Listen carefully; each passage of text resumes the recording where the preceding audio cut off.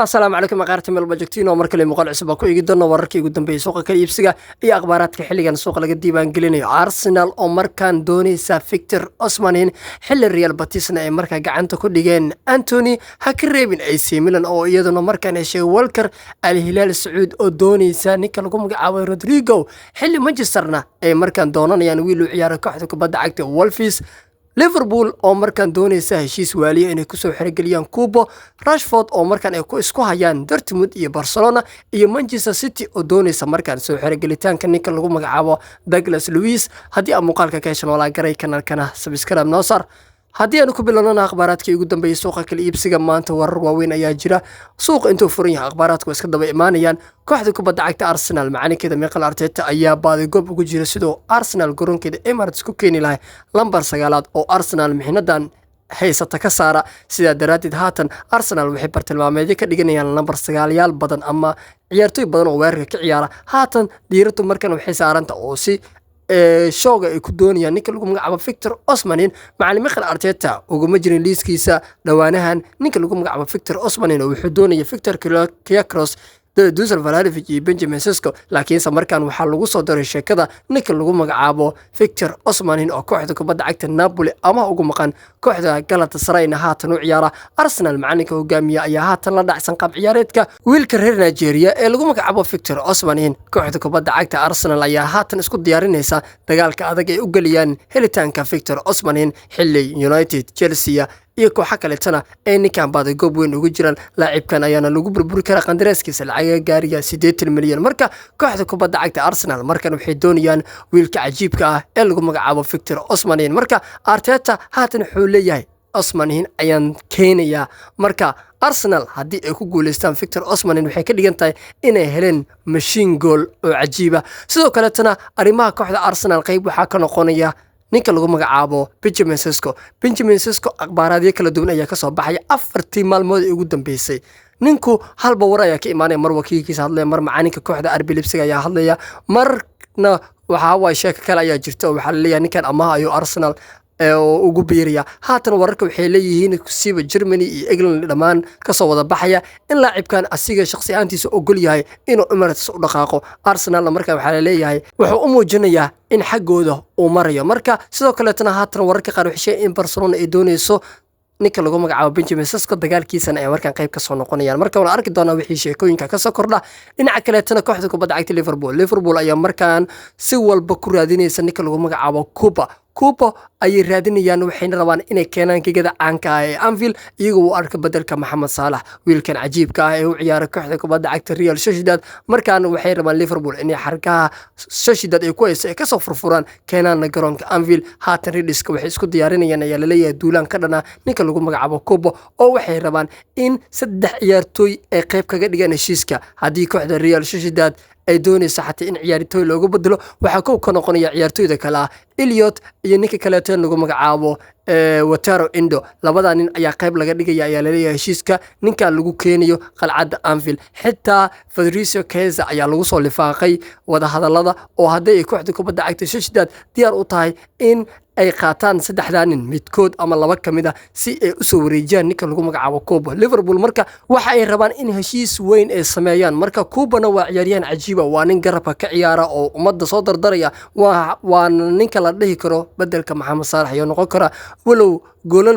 badan oo soo siineen kooxda Sociedad Mohamed Salah uu yahay halbowlaha ugu weyn ee Liverpool ee ka neefsataba goolasha ay ka hesho ninka wax walba u kala qabtay inuu waayo Mohamed Salah marka haatan bedelkiisa ay raadinayaan maadaama ninka Sacuudiga laga doonayo isaguna wali heshiis cusub oo saxiixin la wali haatan Liverpool ay doonayaan in heshiiska u cusboonaysiiyaan Mohamed Salah marka Liverpoolna Kubo ay markaan doonayaan dhinaca kale tan kooxda kubadda cagta Manchester United iyo kooxda Real Betis markaan sheekadoodu way soo gabagabowday sheekada Anthony marka waa lagu kala baxay Anthony ayaa qaab amaah ugu beeraya kooxda kubadda cagta ee Real Betis wax iibsiya ma jiro Real Betis ayuu inta xil ciyaareedka ka dhiman u ciyaaraya ninka lagu magacaabo Anthony marka laacibka reer Brazil wiilka Ajax hore ugu soo ciyaara Manchesterna lacagaha 80 milyan kor u dhaafay ay ka soo bixiyeen markaan wuxuu noqday floobyadii ugu xumaay ee Manchester soo mara haatanna ninka amaah ayaa lagu diray oo markaan dhanka Spain ayaa la leeyahay war isku soo hawagadiso halka wax un ka soo sameey marka waxa la leeyahay haddii aad frustration meesha ku dareemayso xaggaas ku soo cabaado soo furfur marka ninka lagu magacaabo Anthony markan amaah ayuu u aadayaa kooxda kubadda cagta ee Real Betis wuxuuna ka hoos shaqeyn doonaa macalinka lagu magacaabo Pellegrini oo markan kooxda kubadda cagta Real Betis maamula sidoo kaleeto Marcus Rashford isagu markan Manchester galabta kulankii guuldarada xanuunka badan ee soo gaartay ninkan xatay Benjiga Musa fadhin haatan wuxuu u dhaqaaqayaa ayaa la leeyahay Signal Iduna Park ama garoonka Camp Nou walow haatan heshiiskiisa AC Milan oo burburay laakiin ninkan waxaa la rajayn yahay isbuucyada ama maalmaha soo aadan in dhanka iyo Borussia Dortmund uu qabto marka Borussia Dortmundna waxaa macallin u noqon raba ninka lagu magacaabo Erik ten Hag marka ninkan xaggaas ayaa markan loo wadaayo waxaa la leeyahay Nuri Sahin ayaa meesha laga saarayo ten Hag ayaa qabanaya Marcus Rashfordna meesha ayaa loo qalqaalinaya marka Marcus Rashford iyo Manchester way kala dhamaadeen ninkan waxaa dhiman inuu koox un markan qabto ama Barca oo raadinaysa ama kooxda Borussia Dortmund oo halkan soo gashay loona kala ugu jiro Marcus Rashford marka akhbaaradkana waa arki doonaa wixii ka soo kordha dhinaca kale tan kooxda kubadda cagta ee Al Hilal Saudi ayaa markan doonaysa Rodrigo oo u ciyaara kooxda kubadda cagta Real Madrid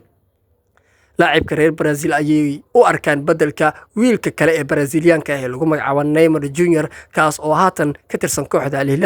Hilal ayaa haatan Real Madrid ka doonaysa Rodrigo iyagoo isku dayaya in ay albaabada Madrid marba mid jiljilaan mar Vinicius Jr ayay jiljilayeen oo waxay rabeen inay Madrid ku dayaan oo ka soo qaadaan haatan sheekadu waxay dul hoganaysaa ninka lagu magacaabo Rodrigo oo waxay rabaan inay soo xirigeliyaan laacibkan ayaana ah laacibiinta ugu muhiimsan kooxda kubadda cagta Madrid ayuu markan qayb ka yahay waana nin cajiiba marka ninkan lagu magacaabo Rodrigo markan waxa u baratumanaysa kooxda kubadda cagta Al Hilal oo doonaysa horyaalka dalka Sacuudiga inay geeyaan laacibkan cajiibka Madridna ma doonayso inay weeraryahanada kale ah Kylian Fini iyo Rodrigo ay kale dhantaalaan awoodooda marka kooxda kubadda cagta Madrid waxay doonayaan wiilkooda inay ilaashadaan isaguna Madrid ayuu rabaa inuu baaqi ku sii ahaado walow hadii lacaga badan la keeno macquul ee noqoto ninkan inuu dhanka u wacdo maadaama lacagaha qaarkood aan la diidi karin walow wiilkan uu haatan oo doonayo inuu baaqi ku sii ahaado qaaradda Yurub iyo garoonka magaalada Madrid dhacay Santiago Bernabeu waan arki doonaa akhbaaradka wixii ka yimaada dhinaca kale tan kooxda kubadda cagta Manchester United oo markaan xaalad xun dhexda kaga jirta ayaa doonaysa in suuqa xoogaa ciyaartooyda ka soo qaataan iyagoo markan targetka saaraya dambeed midig inay soo helaan haatan waxay u dhaqaaqeen wiilka kooxda kubadda cagta Wolves ninka lagu magacaabo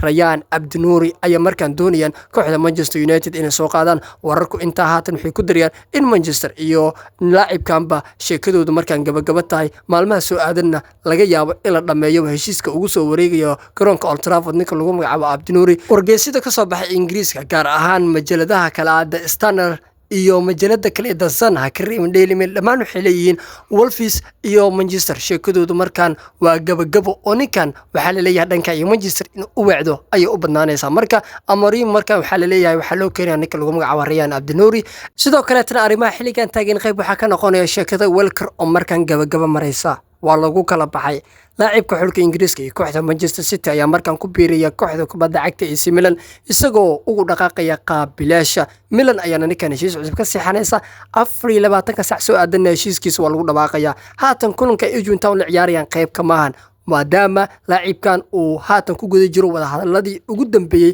oo kooxda kubadda cagta AC Milan ugu wareegayo Walker ugu dambeyn waa macsalaameynaya garoonka Etihad Stadium marka AC Milanna Ibrahimovic ayaa confirm garay in Walker uu xagooda markan yahay dhinaca kale tan kooxda kubadda cagta Man City ayaa markan rabta ciyaaryahan qalbada dhexe ka ciyaara inay markan keensadaan waliba waxay doonayaan inay dib u soo celiyaan nin wiilkoodii hore ee Douglas Luiz ninkan ayaa Man City hor ugu soo ciyaaray kadib Aston Villa ayuu aaday waa soo warwareegay haatan Juventus ayuu jooga Man City waxay doonayaan ninkan inay dib u soo celiyaan marka waliba qaab amaah ay ku doonayaan laakiin kooxda kubadda cagta Juventus ma doonayso ninkan inay amaah ku fasaxaan waxay rabaan si toos ah inay iskaga iibiyaan oo noqnoqod lahayn marka City waxay leedahay anigu amaah kaliya ayaa ku rabaa ninkan oo waxa rabaa inta xil ciyaareedka kaliya inaa ku moodo Juventus waxay leedahay war ninka toos u qaata oo toos nooga gata hadii kala mateen sheekada naga dhaafo marka City Douglas Luiz ayaa amaah ku doonayaan dhinaca kale tan oo akhbaaradka xilligan taagan qayb waxa ka noqonaya Erik ten Hag ugu dambeyn shaqo ayuu helay Nur Sahin oo hogaamiye kooxda Borussia Dortmund